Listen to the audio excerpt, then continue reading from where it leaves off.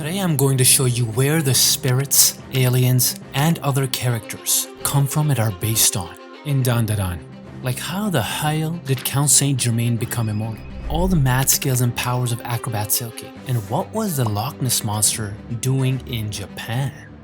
First, it's acrobatic Silky, who's bringing the hair and the air. Rapunzel vibes with Simone Baz's hops. This queen can do flips, twists, and dodges like a gymnast, all while using her hair to move around, lift heavy shit, and drill a hole through thick alien armor. But do you know how Yokinobu, Tatsu the mangaka, came up with her concept? From my research, I found that Silky's character could actually be inspired from the folklore of Akusara, also known as Akusera-sera, a wild, long-haired spirit that is often seen dancing on top of buildings or rooftops in Japan. Her left arm looks like it's been injured, like recently slashed many times. Her face has no eyes, just dark black holes and a smile that stretches from ear to ear. Here's how her story began. She actually used to be super charming, but it is said that she was mistreated by people. Eventually, she decided to throw herself from a roof somewhere in Fukushima Prefecture. And this turned her into a vengeful spirit of Japanese legend. Can you see the similarities with acrobatic Silky now? Number 1, painful lives. Now nobody's really sure why she decided to end her life, but my theory is I think people bullied her because of her height. Akusara the spirit is said to be about 2 meters tall as a baby giraffe. I mean, being freakishly tall could make you look scary. She must have suffered pain and trauma from people who were jealous of her height or her hair. In a similar way, acrobatic Silky already had a hard life, trying to provide for herself and her daughter, but she lost all hope after her kiddo was taken away. Because of that, she also ended her life, just like Akusara. Number 2, appearance. Acrobatic Silky and Akusara look very similar. They both rock long silky hair, have dark holes for eyes, and a big wide smile. They also both sport a wide red hat and a red dress. 3, powers and abilities. People say that besides dancing on rooftops, Akusara can also peek over high fences and swiftly dart in and out of traffic. Other people also say she loves showing up around people she takes a fancy to. The one thing in common though about all the stories around Akusara is bad luck. That when you see her, you either get cursed, get into an accident, or go missing. On the flip side though, acrobatic Silky doesn't curse people because she just wanted Ira to be able to see her again. She can swallow people whole though, she like an anaconda or something.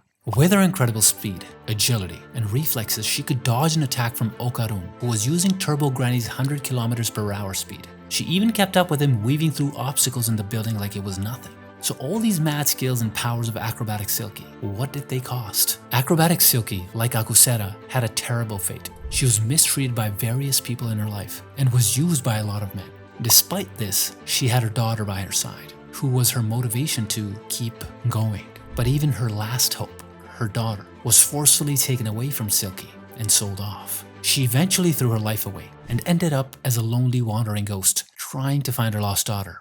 Now speaking of major loss, let's jump into Umbrella Boy's story. And turns out Umbrella Boy is based on another yokai, Kasa obake. So how did the legend of Kasa obake begin? Kasa is a sukumogami, a Japanese term for an object that gets a spirit after being left alone for a long time.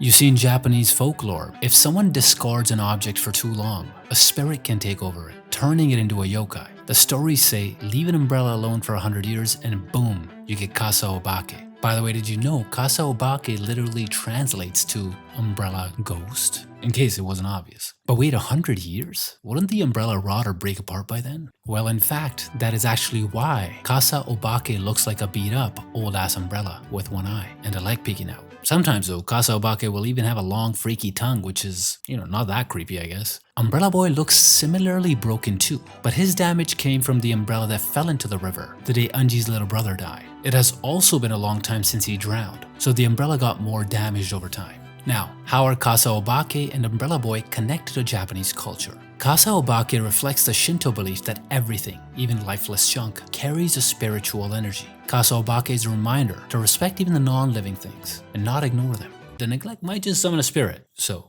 On the flip side, Umbrella Boy's story is all about deep sibling bonds and how traumatic it is to lose one, something that could definitely mess with a person. That kind of grief could throw a person into real dark thoughts. So the missing detail is, how did Umbrella Boy get that much power? My theory, it was Umbrella Boy's obsession with umbrellas and his deep bond with his brother that fueled his abilities. To understand how he unlocked his powers, let's start at the beginning. Umbrella Boy was originally Onji's little brother, Futa Zuma. But Futa passed away after he drowned in a river, attempting to save his umbrella. When the little brother's spirit became the Umbrella Boy yokai, he appeared in front of Onji during a life or death situation, offering Onji powers to save the policeman and a kid who were drowning at that time. Next thing we know, Onji was flying with an umbrella like a bouse to save the drowning people. So does Kasa Obake have similar powers to Umbrella Boy? No. They might look the same, but compared to Umbrella Boy, Kasa Obake is actually pretty chill. Enjoys hopping around on his one leg and just loves pranking people and messing with them. This guy sounds like a YouTuber. Umbrella Boy though? That yokai gave Onji a ton of power-ups. Onji can now use umbrellas like bazookas, fly around with them, or throw them around like missiles from hell with perfect accuracy and high speeds. Talking about high speeds, Dandadan's Turbo Granny has similar traits to another speedster from Japanese folklore, Turbo Bachan. Let's run a comparison between these two grannies that probably jog with cheetahs. Number 1, Nitro Speed. Both Turbo Granny and Turbo Bachan love to beat anyone in a race and curse them for being a slowpoke. Just like in Dandadan episode 1, Turbo Granny runs past Okarun and gives him a curse of being second. 2, Turbo Granny's clearly based on Turbo Bachan. Why? Because Bachan literally means granny in Japanese, and she is quite a famous urban legend in Japan. In the stories, she runs incredibly fast on highways, and one may spot her in the rearview mirror running towards them. In some cases, Turbo Bachan knocks on the car window or chases the vehicle to frighten drivers, resulting in accidents. 3. Appearance. In Dandadan, the Turbo Granny has a terrifying look and speaks like a thug who loves abusing people and doesn't give a damn about anyone. While Turbo Bachan is usually pictured as your usual old granny who may not look scary, she can be mischievous at times, with unpredictable behavior like witches in old stories. Number 4. Cultural references. In Dandadan, Turbo Granny seems to be a very modern take on the old school Turbo Bachan legend. Like Turbo Granny has the roots of Bachan's story that uses the speed to kill formula towards her targets to scare the heck out of them. But Turbo Granny's tale in Dandadan has a sad backstory too. Her being a comforting soul for the innocent girls who had terrible deaths. And on the humor side, she is known for cursing anyone who dares to step on her turf by snatching their wieners and balls, or whatever. Now, Turbo Bachan is in itself a very old legend, and there have been similar stories of old women who turned into yokai and got power-ups. Number 5. Fearsome souls. As you know, Granny Seiko says Turbo Granny's really a pain in the butt. If that gorgeous spirit medium says Turbo Granny's a major red flag among spirits, you can imagine what danger TG brings. Plus, Turbo Granny never really hesitates to challenge anyone just to flex like a game boss you don't want to mess with. Turbo Bachan, on the flip side, freaks out people by dashing past vehicles, sometimes tapping the windows just to make the drivers jump scared or cause an accident. Here's something else I found. I don't know if you remember, but another old granny from urban legends also made an appearance in another manga called Mob Psycho 100. This speedster granny didn't actually do anything bad, she just loved to chase people. In Mob Psycho 100, chapter 55, Reagan and Mob try to exercise the sprinter Dash Granny yokai to make themselves famous, but instead she left them tired in the dust with her insane sonic speed. Also, notice that Dash Granny and Turbo Granny have two similarities. They both have monstrous running speed, and they live in a tunnel, making it a popular spot somehow in both their mangas. So now we have a Reiko Kashima.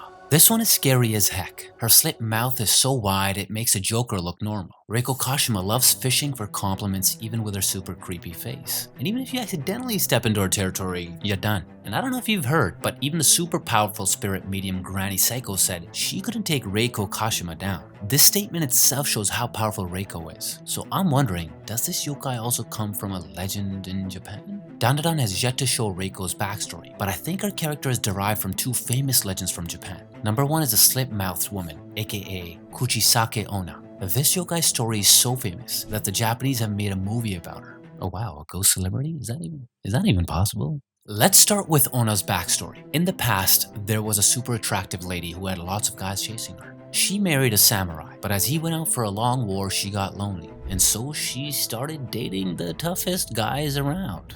Okay, I guess. That's why I don't trust any girls these days. I guess it's not even just these days. This was happening back in the old times as well. I thought it was just a Hinge and Tinder problem, clearly not. But when her husband got back and heard about this mysterious lady who dates the strongest guys, he thought, I will check her out. Oh my god, this guy is the same. Do they have Hinge in Japan at that time or something? But when he went to see this woman, he was shocked to find out that this mysterious lady was his own wife. He got crazy furious with jealousy and slashed her mouth open with his sword. I mean, what the heck, man? Like, why he mad at her? He was cheating, she was cheating, everybody cheating. Y'all can't be mad about anything. Since then, the stories say Kuchisake Onna wanders around wearing a mask and asks strangers, am I pretty? If you say yes, she takes off her mask and asks the question again. If you say no, or if you show her that you're afraid, she puts a smile on your face with her huge ass scissors. So how do you escape, or is there any way to escape her? Well, there are two ways. You say yes to the second question, confidently I might add, and she'll give you a blood-stained ruby and let you go. Or two, you can just ignore her in the first place. Like your mother always said, don't talk to strangers, especially creepy ones. The second folklore story is of Teke Teke, and this one's about a girl who was bullied a lot in school. Man, these damn bullies, you see the consequences? Creating curses and messing up everyone's lives and stuff. Anyway, these mean kids played a stupid prank and put a bug on the little girl, and in her panic she slipped and fell on train tracks and got stuck. The train arrived while she was still stuck. She was obviously run over by the train in a brutal accident. It split her right in half. Morbid. Now that girl wanders around making the sound Teke Teke. They say she killed those who bullied her, but her soul is still not at peace. If you see her or hear this sound, you have to run. Did you notice Reiko Kashima strikes a similarity with a character from One Piece? And if that got you thinking that it's not Nami when she makes an angry face. I'm talking about Broly. Broly has the power of Mira Mira no Mi Devil Fruit, which allows her to create and manipulate mirrors as she likes. Broly can teleport using mirrors as portals, or trap people using her mirrors and can watch anyone using them as cameras. Reiko also uses a mirror to trap her enemies and attack them. Like when she appeared for the first time in the manga, she was able to trap Vamola and Momo inside her mirror when they crossed her space. She has full control of who goes in and out of her mirror. Mirror trap no jutsu. Mirror hockey. Here's something crazy I noticed. The Serpo aliens have a look-alike from an old Japanese show called Ultraman. His name is Dada. The first thing in common is their looks. Both these characters have strikingly similar appearances. Dada is an alien with a human-like face with a big old head and has many trippy geometric patterns all over his body, featuring black and white lines all over him. The inspiration behind his design came from a wild art style back in the day called Dadaism. Similarly, the Serpo aliens have big human-like faces, which are apparently purely disguises. Underneath they have long limbs and big pink eyes, kind of like Dada. In terms of powers, Serpo aliens have some wild ones. They can clone themselves, make objects float around, or mess with people's brains through psychokinesis. They can also travel around with super advanced tech, and can single out people from the crowd like an eagle zeroing in on a mouse. They can pull targets from a crowded place and force them into a creepy, dark illusion. In Chapter 19, Serpos pulled a stunt on Momo, Okarun, and Aira while they were at school. The Serpos turned off the lights and cornered them, leaving no other humans in sight. It's as if Serpos warped them into another dimension. And when the Serpos lost the battle, they tossed Momo, Aira, and Okarun right back to school, as if they were teleported from another world. Narnia.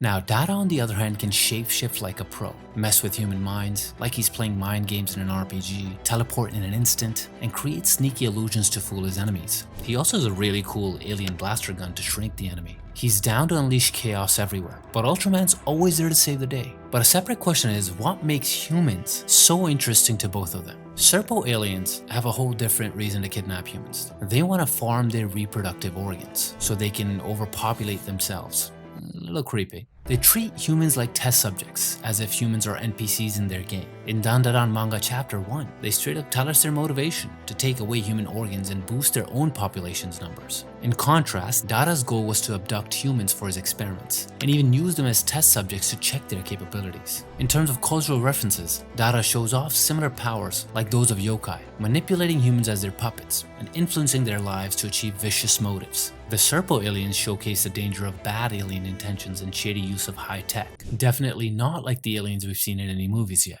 Talking about movies, ever wonder what could happen if Godzilla was actually a robot controlled by a teenage girl? Isn't that Vamola? I don't know if you've spotted this, but she has major kaiju vibes as well. Huge in size, mighty strong, and rocking alien tech, all packed in her kaiju suit. The kaiju or dino-like suit she wears is like the aliens built an Iron Man suit for her or something. But can you guess where Vamola's suit got its inspiration from? I feel like it's got major vibes from movies like Pacific Rim and of course Godzilla, or maybe even a throwback to Gamora from Ultraman. Here are the common features Vamola and Gamora have. The first thing is their looks. Both Vamola's kaiju suit and Gamora look like overgrown lizards with massive horns. But Vamola's kaiju suit is a beast avatar. It's got springy textured skin that smooths out at the claws. The suit's got 4 clawed fingers on each hand and 3 clawed toes, plus 3 epic horns on the head. This suit popped out when Vamola battled against Momo, Okarun, Jiji, Kinta, and Ada. And then there's Gamora, characterized like a classic dino monster. It had a large crescent-shaped horn on the head, with a long, thick-ass tail. Its skin had similar spirals, and the torso was full of spikes, giving it a total old-school vintage kaiju look. Both characters have similar designs, which suggests that just like Dada, Gamora also might have been an inspiration for Dandadan's characters. 2. In terms of power moves, they can both use their massive bodies to throw and wrestle their enemies. Vamola's suit has monstrous power, and it levels up as it grows, letting her smash big buildings like they're cookies. And the suit is OP enough to handle all yokai-powered humans. Plus, it is super tough. Remember the battle against the great Kinta Bodhisattva? Not even a dent on the suit. And this kaiju suit could even change its size for different battles, with an additional awesome invisible mode for sneaking around. But her golden core was visible even in this John Cena mode, which was seen by Momo and Okarun, making them think it was the family jewel, of course, of Okarun. Gamora, meanwhile, has a few more moves up her sleeve. She brings powerful energy beams and fireballs from her large horns, which deal heavy damage to opponents, and can also dig big holes with the beam to make space for retreating. She has a strong muscular body and strength, with which she can easily throw heavy objects to smash enemies and deal heavy blows. In terms of background, they're a little different, so let's dive into their history. Vamola's kaiju suit was made from the victims of war on her planet, a weapon out of tragedy. So Vamola ended up being able to escape to Earth while her planet was on the verge of destruction. Almost like how Goku was sent to Earth before Frieza wiped out his planet. Gamora, on the other hand, represents nature's wrath against human actions. In Ultraman, it was shown that she was woken up by humans when they were poking her while she was sleeping. And she wasn't having any of it, so she kicked some ass, which resulted in kaiju chaos. Now, first of all, how in the world did the Loch Ness Monster get from Scotland to Japan? During the alien attack in chapter 19, I thought, wait, is that the Loch Ness Monster? And it was. It was Nessie. Nessie's so famous that it's appeared in multiple movies, documentaries, TV shows, podcast discussions, and even cartoons. Gravity Falls fans, please stand up. Tons of YouTube videos have covered its legend, myths, and theories. In Dandadan, Nessie looked like a plesiosaurus, a prehistoric dino with flippers and a really long neck. With one additional catch, it had a serious long-range attack, blasting out pressurized water from his mouth and cutting through everything like laser beams. There was a cooldown period in between each attack though, and that gave Momo and Okarun plenty of time to evade and attack. Now let's look at the features these monsters share in common. 1. Their physique. The Loch Ness Monster rocks a long neck like those plant-eating dinos and has a hump peeking out of the water, while Nessie in Dandadan has similar features and gives out the presence of a strong beast, kind of like the aura of a powerful boss, and body size like a mini kaiju. 2. The cultural connect. The Loch Ness Monster's roots derive from Scotland's folklore, which goes way back to around the 6th century. In 1934, a picture of the Loch Ness Monster called Surgeon's Photograph became widely famous, but apparently it turned out to be super fake. So if it's real or just a rumor is still unverified. Both Nessies are a symbol of mystery, Loch Ness having numerous theories made on him, like even podcasts are made discussing his appearance and about him being a mythical figure. So Nessie in Dandadan seems to be a fresh shout out about the Scottish monster and to popularize the legend in the anime community. And number 8, Count Saint Germain, and immortality is his game. If you haven't heard about this man, you might be missing out on a lot of legends, lore, and stories. A number of documentaries, YouTube videos, blogs, and podcasts have been made just to explore or deny Saint Germain's immortality. So, is he really immortal? And is the Count Saint Germain we met in Dandadan the very same person in these documentaries? And so the first question is, how the hell did he become immortal? The truth is, no one actually knows. Many people throughout history have put down notes and theories about him being alive the whole time, and how he's appeared multiple times throughout history. yet no one could actually prove how he achieved it. However, if there's any likely route that he took, then my guess and my money's on alchemy. And like you, I obviously want to know if Count Saint Germain really did discover the way to eternal life, like Hohenheim, Full Metal Alchemist's big daddy. So how do the OG Count Saint Germain and the current Dandadan's version of him operate? Count Saint Germain, based on historical accounts, is popular for his super intelligence and is known to be a great diplomat. And like I hinted before, he is also known to dabble in alchemy, which seems to be similar to Dandadan's version of it. He's introduced as a cool OP character right off the bat who seems to have maxed out his Riz and magical powers. Now here's a different question. What about Count's legacies? Count Saint Germain's legacy apparently extends to many places. All over the internet, he's viewed as a flame of knowledge. He's known to be multilingual, a musical composer, and a skilled violinist. Besides alchemy, he even claimed he had the ability to remove flaws from diamonds and transmute metals. People believe he has influence in European courts. There are even rumors of him being employed on secret missions by Louis XV. He's a talented genius who somehow cracked the code of immortality, or so the theories say. The CSG of Dandadan seems to serve as a tribute to the OG, or like a spiced up version of the OG, I guess. Since Dandadan is an anime about overpowered spirits and banana-stealing aliens after all, remember how he seemed to have used the gates of hell as a portal, and how he absorbed the power of the fairy tale card yokai? The current spirits, aliens, and other new types of characters pack a lot of lore behind them. And for Momo, Okarun, and the gang, these could just be the key to defeat their enemies and take control of their spirit forms.